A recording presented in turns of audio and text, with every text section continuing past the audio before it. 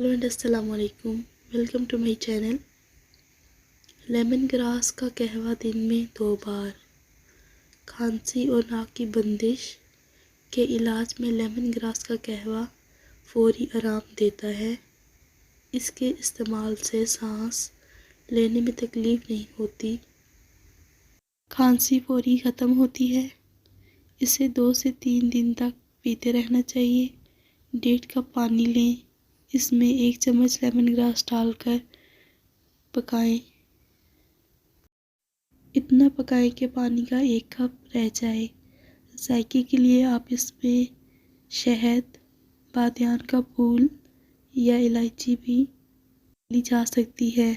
आजकल वैसे भी मौसम चेंज हो रहा है, तो उसके लिए आप इस कहवे को इस्तेमाल कर सकते हैं ताकि आप खांसी और नज़ले ज़ुकाम से बच सकें। इसी के साथ वीडियो को लाइक कर दें और चैनल को सब्सक्राइब कर दें।